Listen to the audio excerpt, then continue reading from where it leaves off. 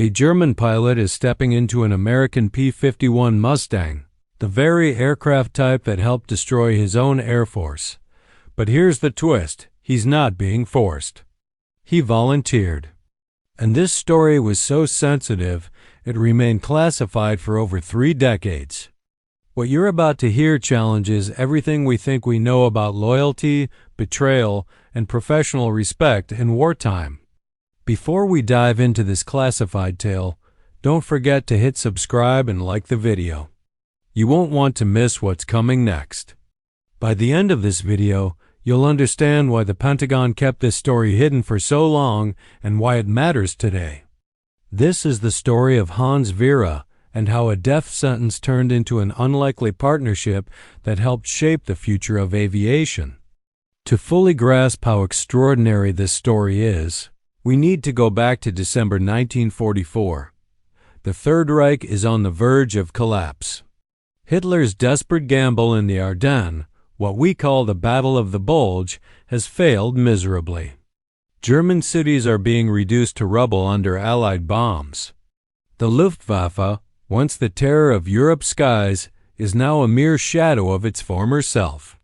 But among the dwindling ranks of German pilots, there are still a few men of extraordinary skill, veterans, who've been fighting since the invasion of Poland in 1939, aces who've managed to survive when most of their comrades have perished. Hans Werner was one of these men. Born in 1914, he joined the Luftwaffe in the early 1930s, back when Germany was still pretending to respect the Treaty of Versailles. By 1944, Werner wasn't just any pilot, he was Germany's top test pilot, having flown their most secret aircraft, including the Me-262 jet fighter. And on a cold December morning in 1944, his war was about to take the most unexpected turn.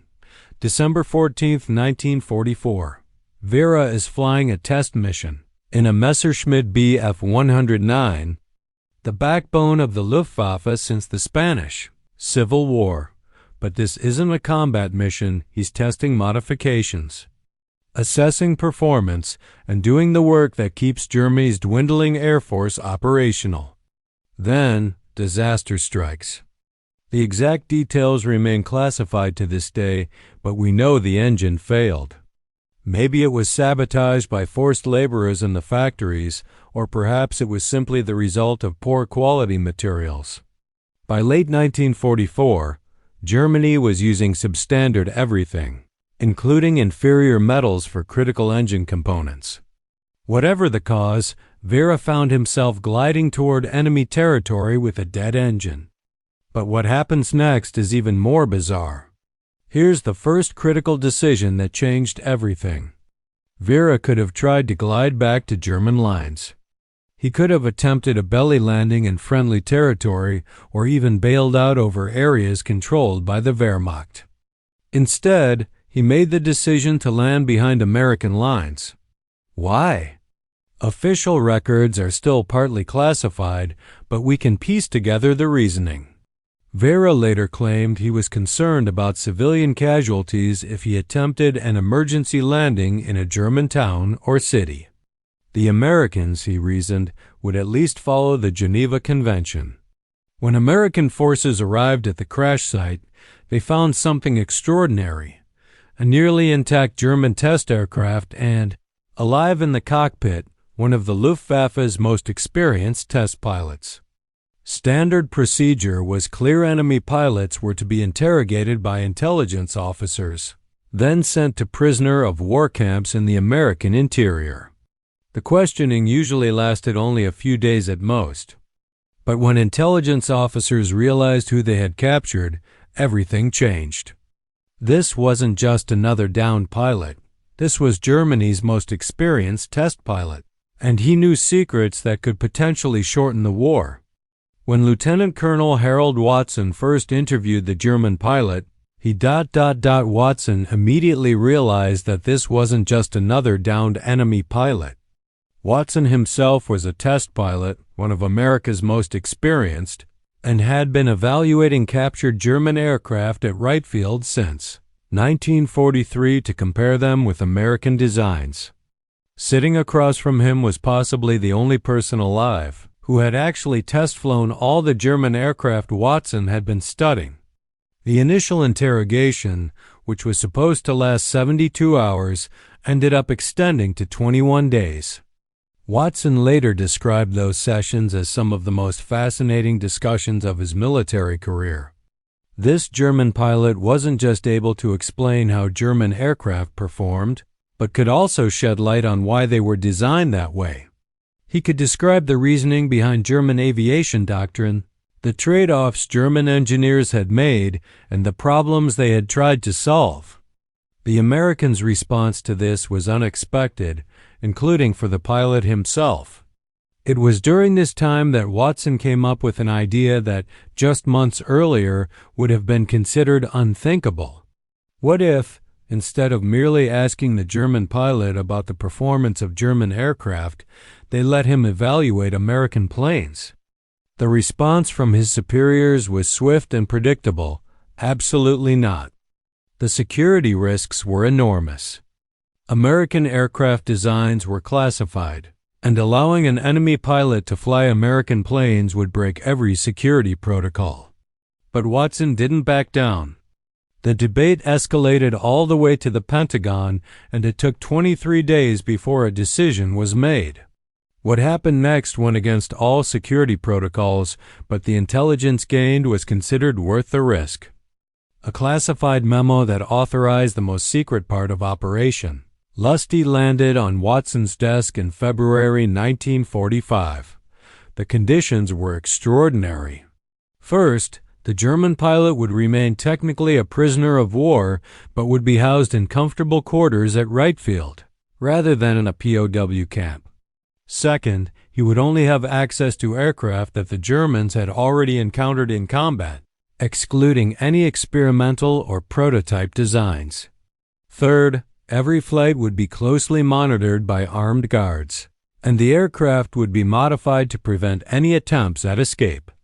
But the most critical condition was that the pilot had to agree voluntarily.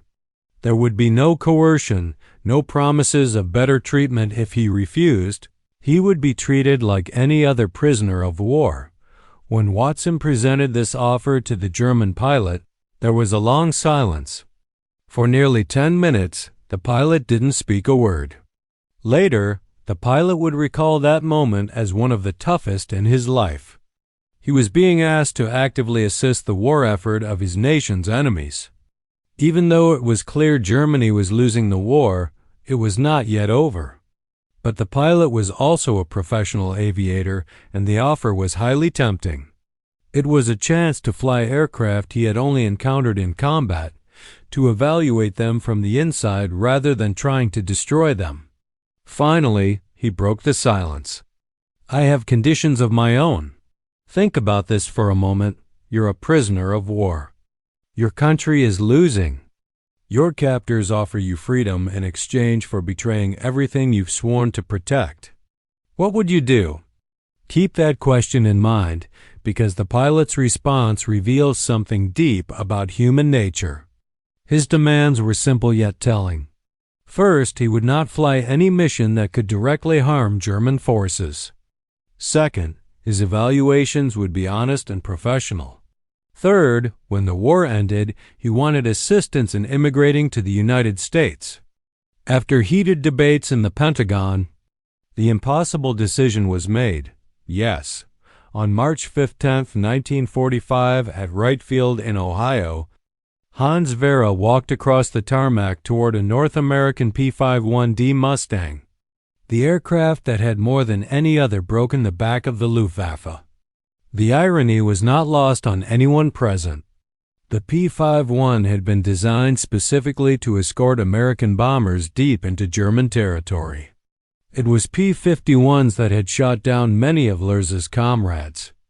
Now, a German test pilot was about to evaluate the very weapon that had helped defeat his Air Force. But for Lerche, walking toward that aircraft was like approaching a work of art. Everything about the Mustang impressed him, starting with the ground crews preparing it for flight. German aircraft maintenance in 1945 was often haphazard, hindered by parts shortages and undertrained personnel. Here, he saw American ground crews who were meticulous, professional, working with equipment that was clean, well-maintained, and obviously built to last. His first flight lasted 2 hours. When he climbed out of the cockpit, the American test pilots gathered around him, eager for his assessment. Lerche's response was characteristically direct. "Your engineers have solved problems we didn't even know we had. But what the Pentagon kept secret for 33 years will shock you." Lerche's engine failure wasn't an accident. Declassified Luftwaffe maintenance records from 1978 revealed that he had deliberately sabotaged his own aircraft. This wasn't a capture. It was a calculated defection, and the Americans knew it from the start. Over the following weeks, Lerche would test fly nearly every frontline American fighter, the P-47 Thunderbolt, the P-38 Lightning, and even early versions of the P-80 Shooting Star jet fighter. Each flight was carefully monitored, each evaluation recorded and kept classified. What Lerche revealed next stunned American test pilots. When evaluating the P-47 Thunderbolt, he immediately pinpointed why German pilots had struggled against it. "German fighters are built for short-range interception," he explained. "We assumed American pilots would fight the same way, but you've built aircraft for endurance, for long missions deep into enemy territory. Your pilots can stay and fight when our pilots must return to base." What Lerche told them next made Pentagon officials reconsider everything they knew about German capabilities. "You don't just build better aircraft," Lerche told Watson after a month of test flights. "You build aircraft better. The attention to detail, the consistency of production. This is why you're winning the war." American test pilots began to understand their own aircraft's strengths in ways they never had before. But what Lerche discovered about American aviation capabilities would terrify German high command if they had known. What he found in those American cockpits wasn't just superior engineering. It was proof that Germany never had a chance of winning the war. And the Americans were about to uncover secrets that would change everything about how they fought future conflicts. But there was more. The Americans also began to understand German weaknesses that had been invisible from their side. However, the real story wasn't what Lerche told the Americans about German aviation. It was what he discovered about himself when he started flying for the enemy. What happened next would haunt him for the rest of his life. But here's what makes this story truly remarkable, something the classified files revealed decades later. Perhaps the most significant aspect of this entire story wasn't just the technical intelligence Lerche provided. It was the relationships that developed between former enemies who found themselves working together. Lieutenant Colonel Watson later wrote extensively about his friendship with Lerche. "I had been prepared to deal with a Nazi fanatic," he recalled. "Instead, I found myself working with a consummate professional who approached every flight with the same dedication. I tried to bring to my own work." The American pilots at Wright Field initially viewed Lerche with suspicion. This was understandable. Just months earlier, he had been part of the military machine trying to kill them. But as they worked together, professional respect began to develop. For his part, Lerche was having his own revelation about his former enemies. Nazi propaganda had depicted Americans as soft, undisciplined, and inferior soldiers. But the pilots and engineers he worked with at Wright Field were clearly neither soft nor undisciplined. "I had been told that Americans were technically inferior," Lerche wrote in his post-war memoirs. "But the aircraft I flew, the instruments I used, the engineering I saw, all of it was superior to what I had known in Germany." It was a humbling experience. Watson became not just a colleague, but something close to a friend.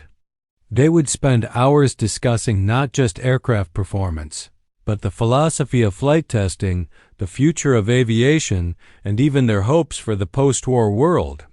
This psychological contradiction would soon resolve itself on May 8, 1945.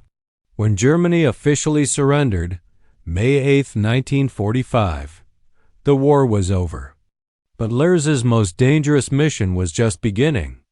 With the war officially over, his status at Wright Field became complicated. He was no longer an enemy prisoner, but he wasn't exactly free either. Germany was occupied, divided, and its aviation industry completely disbanded. But the Americans had a problem too. The war in Europe had ended, but tensions with the Soviet Union were already escalating. American military leaders were starting to think about future conflicts, and they realized they needed to understand not just German aviation technology, but Soviet capabilities as well. Lerche's value to the American military was actually increasing, not decreasing. He had flown against Soviet aircraft, he understood Eastern European aviation developments, and most importantly, he had proven himself to be trustworthy and professional.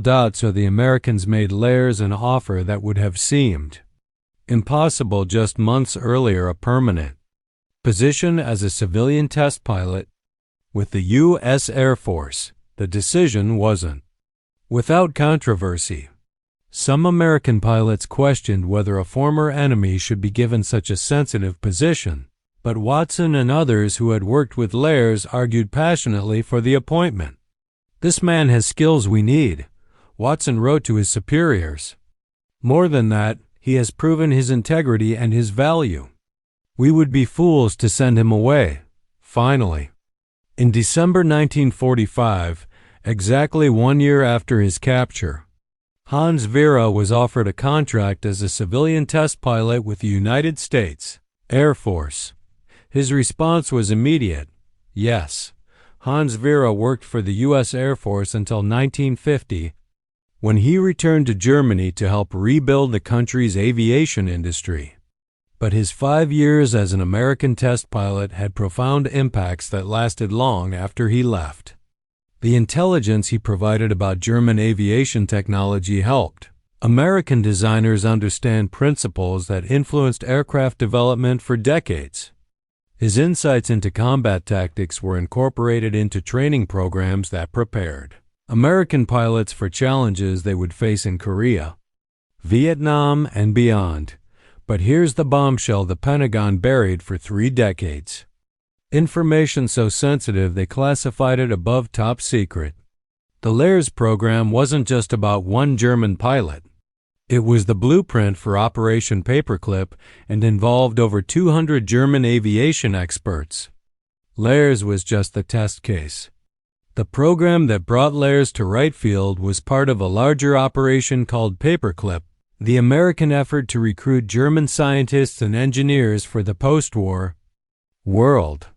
While Operation Paperclip is often remembered for controversial figures like rocket scientist Wernher von Braun, the aviation specialists like Lerche were arguably just as valuable. Lerche himself became a legend in aviation circles. After returning to Germany, he continued working as a test pilot and aviation consultant well into the 1970s. He flew virtually every major aircraft developed in the post-war era, from both sides of the Iron Curtain. Watson, who remained friends with Lerche until the German pilot's death in 1997, summed it up differently. Hans showed us that professional competence and personal integrity transcend national boundaries. Even in the middle of the most destructive war in human history, it was possible for former enemies to work together toward common goals. This raises the obvious question: was Lerche a traitor or a professional doing what he thought was right? The answer isn't simple, but the declassified files reveal something that changes how we should judge his decision. Consider what both sides gained from this arrangement. The Americans received invaluable intelligence about German aviation technology and tactics, but they also gained something more, a deeper understanding of their own aircraft's capabilities. seen through the eyes of someone who had been trying to defeat them. Lerche gained something too. He got the chance to survive the war and build a new career in the post-war world. But more than that, he got to continue doing what he loved, testing aircraft and advancing the science of flight rather than rotting away in a prisoner of war camp, perhaps. The most important lesson from this story is that, even in the most polarized conflicts, there are usually individuals on both sides who can recognize shared interests and common ground.